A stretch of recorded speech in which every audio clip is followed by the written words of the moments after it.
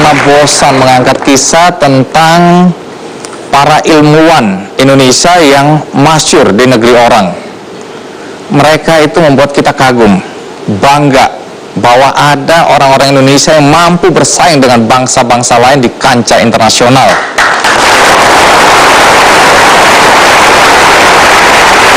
Dua narasumber malam ini contohnya. Dua ilmuwan ini memiliki seabrek penemuan ilmiah yang mereka patenkan di negara tempat mereka tinggal sekarang. Yang jadi pertanyaan kita adalah, apakah mereka akan tetap berada di negeri orang atau mereka akan kembali untuk mengabdi di negeri sendiri? Untuk mencari tahu, kita panggil langsung saja Nelson Tansu.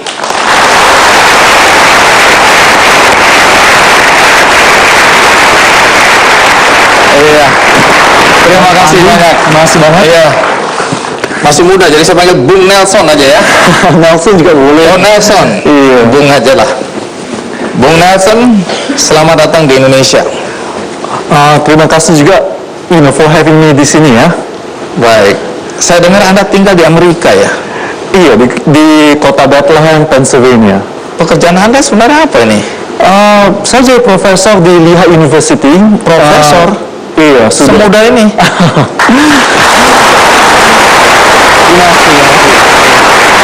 Tunggu. Kita cek. Soalnya sekarang banyak ijazah palsu beredar. Banyak juga. Banyak gelar-gelar yang kemudian kita ragukan. Anda profesor beneran? Beneran kebetulan. Kebetulan beneran ya? Iya, kebetulan beneran. Iya. 12 tahun di Lehigh sih. Tunggu dulu, Anda umur berapa sekarang? Sekarang umurnya 37. Tunggu dulu, 37 sudah profesor? 37 tahun ya, benar.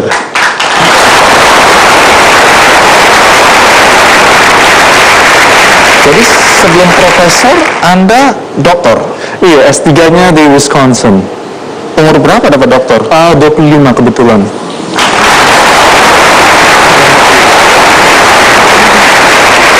Berapa lama Anda sebenarnya sudah tinggal di Amerika? Saya pergi ke Amerika waktu umur 17, waktu pendidikan S1.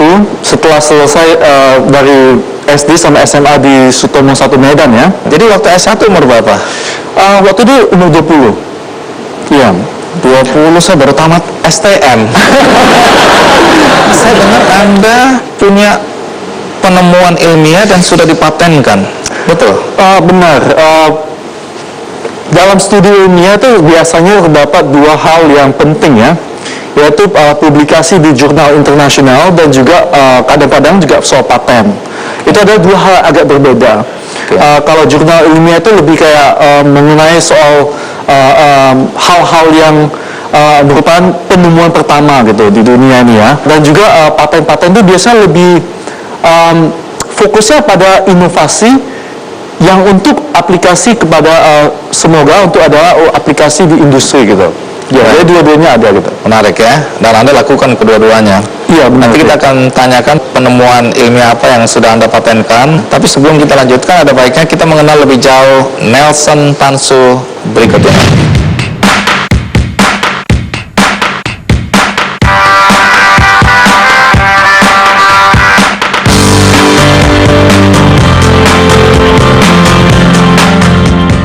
Bagi masyarakat Indonesia, nama Nelson Tansu mungkin belum banyak dikenal.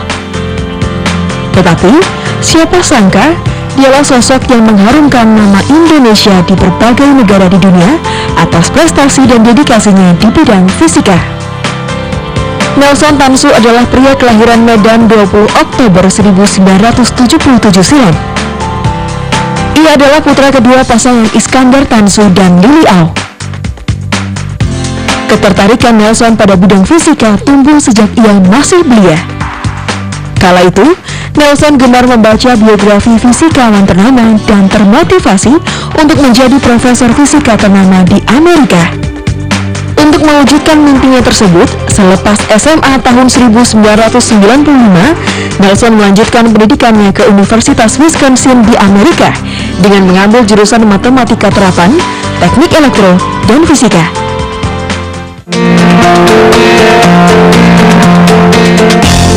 3 tahun kemudian, Nelson lulus dengan predikat summa cum laude. Prestasi luar biasa Nelson ini membuat berbagai universitas di Amerika menawarkan beasiswa. Namun, Nelson tetap melanjutkan studi S2 dan S3-nya di Universitas Wisconsin hingga akhirnya meraih gelar doktor di bidang electrical engineering pada tahun 2003 saat usianya baru 25 tahun. Kini, Nelson mengajar sebagai guru besar di Lehigh University, Pennsylvania, Amerika. Ia mengajar mahasiswa di tingkat master, doktor, serta postdoktoral di Departemen Teknik Elektro dan Komputer. Ia melakukan ratusan riset dan menulis ratusan jurnal yang telah dipublikasikan di berbagai konferensi di tingkat internasional. Ia juga memiliki 14 paten atas temuan ilmiahnya. Prestasi Nelson ini sungguh membanggakan nama Indonesia.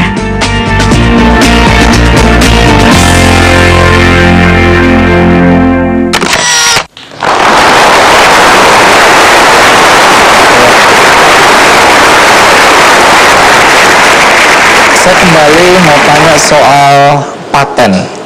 Jadi penemuan ilmiah atau inovasi yang Anda lakukan, apa yang membuat Anda merasa bahwa itu layak dipatenkan? Bidang kita itu ada dua yang dapat saya katakan secara garis besarnya. Yang satu itu adalah teknologi semiconductor yang dipakai untuk membuat LED teknologi. Lampu-lampu LED yang kita kenal itu. LED teknologi yaitu lampu-lampu yang menggantikan bola lampu yang biasanya kurang efisien ya. Iya. Bidang kedua itu adalah membuat semiconductor yang untuk sebagai laser yang dipakai untuk komunikasi fiber optik.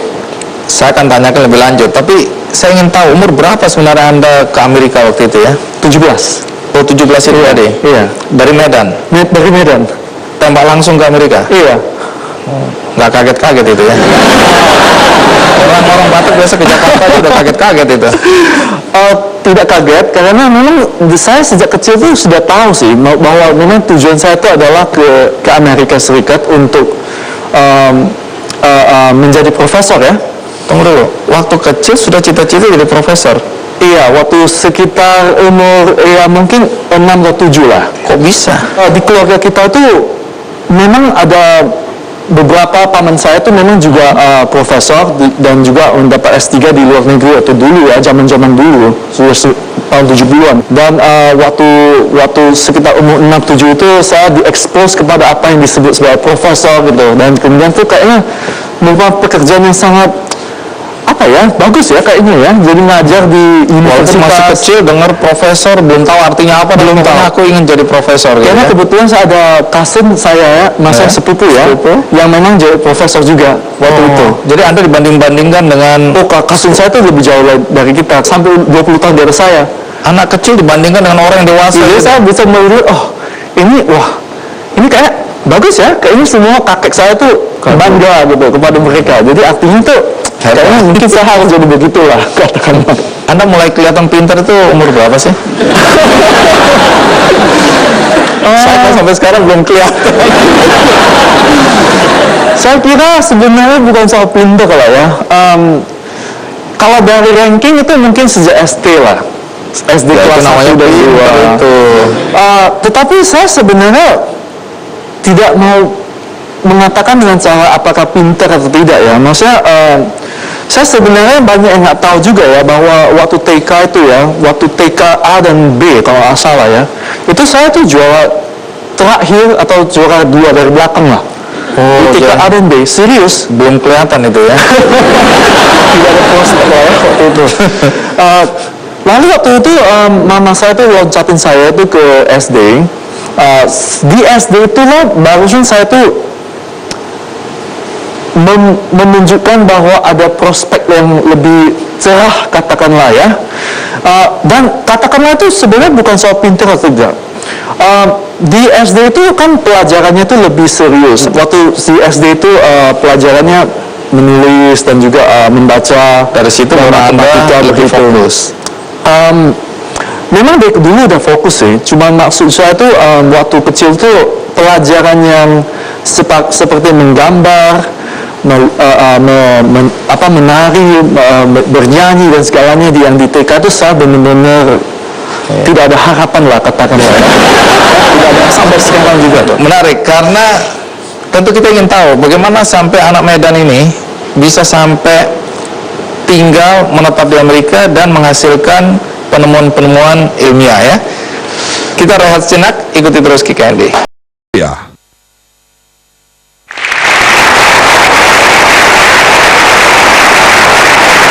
Baik, kita lanjutkan ya, Bung Nelson. Bisa diulang lagi, Anda dari Medan langsung ke Amerika, masuk di Wisconsin, University of Wisconsin Madison sih.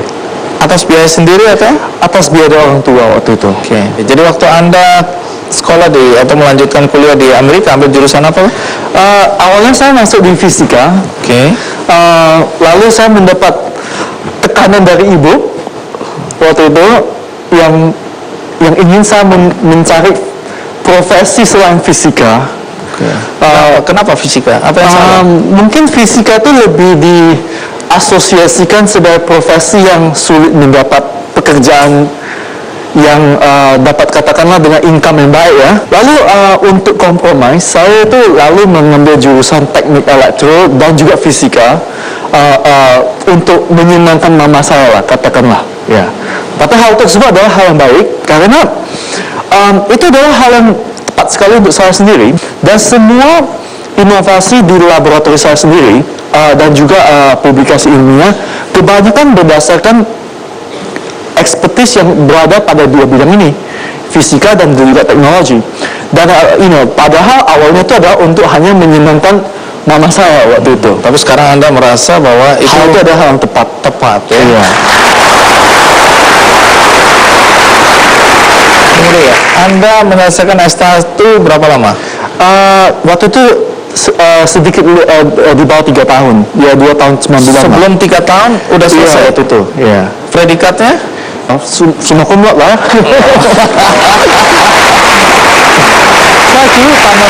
Saya kira tamatan Cum laude. Saya kira tamatan terbaik di Wisconsin sih waktu itu. Wah. Di seluruh universitas waktu itu. Summa cum Tapi laude. saya sebenarnya itu memberikan kredit tersebut ya kepada kakek saya sih. Maksudnya? Karena saya masih ingat waktu itu saya masih kelas 2 SD, saya juara 1 ya di kelas 2 SD, pulang sebagai anak SD kan seneng gitu, wah juara 1 gitu, seneng gitu, lalu wah kayak bangga lah katakanlah. Dia langsung lihat saya gitu, kakak saya bilang, kenapa Anda itu sangat begitu senang gitu? Juara 1 di kelas 2, iya benar. Apa hebatnya tuh juara 1 di kelas 2 SD? Lalu dia bilang, kalau kamu juara 1 memang itu yang memang beliau tuh expect dari saya, dan kalau Anda tuh tidak juara 1 itu bagus ada masalah kita. Lalu waktu itu saya melihat gitu, wah ekspektasinya begitu tinggi gitu. Baik, jadi ilmu yang Anda pelajari ini, kami walaupun sudah dengar tapi mungkin terutama saya ini nggak ngerti. Saya merasa Anda hebat tapi nggak ngerti ilmu Anda ini apa. Bolehkah dijelaskan ilmu Anda ini apa manfaatnya untuk manusia? Begini, saya dapat katakan mungkin satu hal yang paling penting ya yang kita lakukan itu adalah dalam bidang LED teknologi gitu. LED itu lampu ya, lampu itu ya kayak apa ya untuk lighting ini ya. Lampu ini sebenarnya ya mengambil energy consumption yang sangat besar gitu di dalam hidup kita.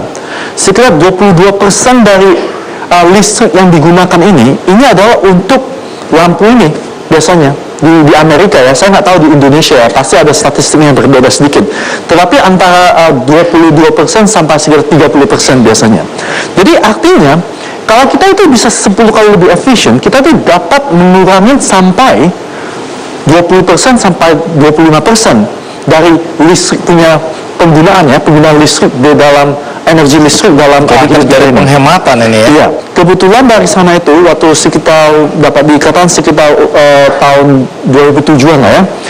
Kita tuh publikasi beberapa hal yang penting dan juga paten beberapa hal yang penting, dan sekarang ini hampir 40% dari LED yang diproduce yang digunakan di Amerika dan juga hampir lebih dari 80% di Asia itu menggunakan karya ilmiah kita dan juga paten dari kita tersebut.